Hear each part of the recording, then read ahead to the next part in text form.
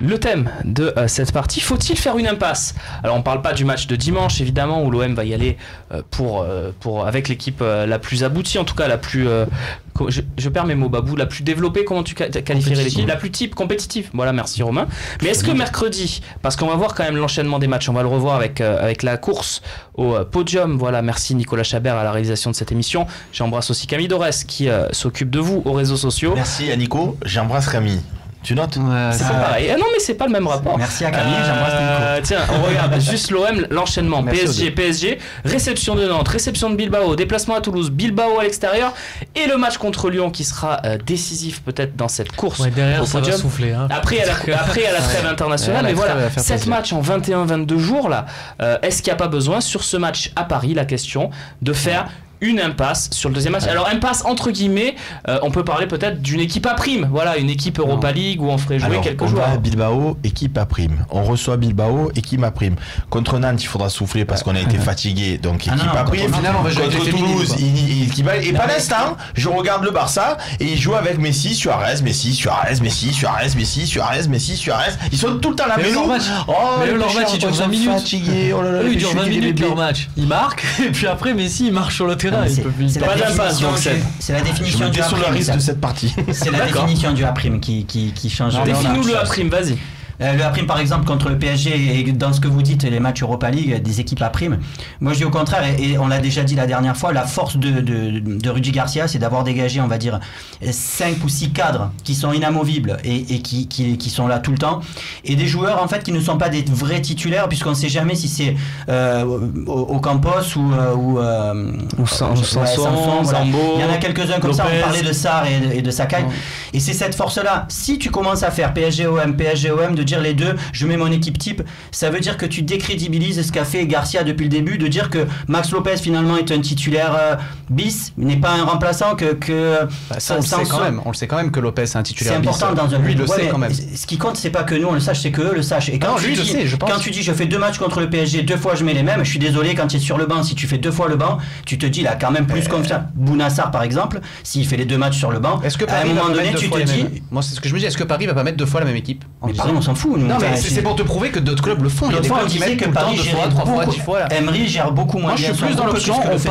on part au combat, on a 7 matchs, on part au combat, on prend les titulaires, les 7 matchs, on fait des ajustements. Je suis pas d'accord avec toi parce que tu perds des joueurs en route. Le problème de dire je pars au combat, c'est que tu pars au combat, on garde ton image, mais si au premier combat tu te fais arracher un bras, deuxième combat tu te fais arracher un bras, tu t'ajustes.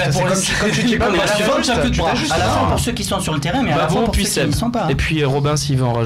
Tu peux perdre des plumes. Sébastien. Non mais moi, Dieu seul sait que tu disais tout à l'heure mon babou, Dieu seul sait que je l'adore. Ça c'est quand il va tailler après.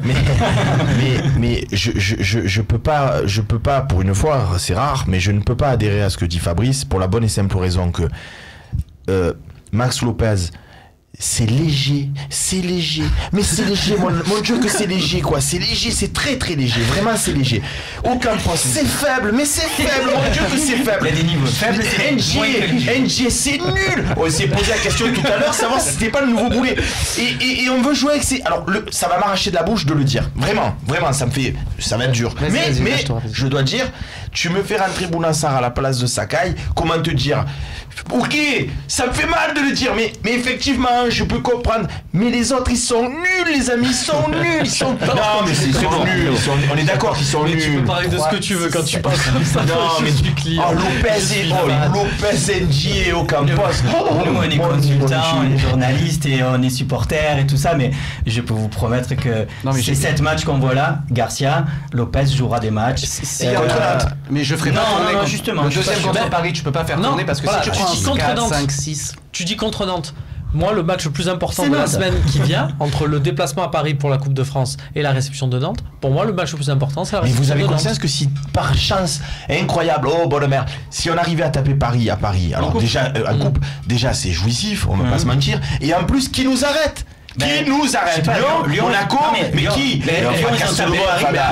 le monde les arrête. Si on bat Paris, j'ouvre un côté match, je mets 10 000 sur l'OM. Mais tu sais comme j'en connais des comme toi. Et quand on a sorti le Lyon de Gérard Rouillet avec Pagis et Niang, c'est bon, la Coupe de France, elle est à nous. Rien, Vikash Dorasso qui a jamais marqué de sa vie, il nous a carré en finale. Après on les ressort, on retape Lyon. Tu te dis on retourne en finale, ça va. Cette fois-ci en face c'est Sochaux, ça va aller. Le Talek et Karim Ziani, ils ont Fais-moi gagné. juste le coach, c'est nous, tout seul, mais rapidement. Je te le dis depuis le début, il y a 16 joueurs qui se dégagent. Pour moi, on a dit. Fabrice, t'es d'accord sur la première compo? On est d'accord. Fais-nous la deuxième, Alors celle voilà, de mercredi. Dans la deuxième, il va y avoir forcément. Je pense que tu laisses Payet et Thauvin quand même en titulaire au début du match. Il y aura un Ocampos pour moi sur le côté. Peut-être un Max Lopez à côté de Gustavo. Ouais.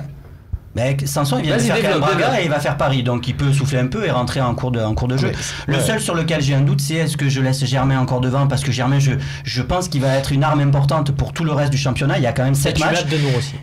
C'est le seul sur lequel je suis un peu circonspect, c'est-à-dire que la défense centrale, c'est le seul poste donc où tu fatigues moins. D'accord avec nous au final. Mais depuis le début on fait ça. Moi, depuis le début, Tu les as beaux. toujours fait ça. Il a dit qu'il mettait Lopez. Ouais. À côté de Gustavo contre Paris. Réanimation. Messieurs, on finit là-dessus ce débat. Et là, c'est tout de suite, c'est une nouveauté dans le talk. On teste une nouvelle partie.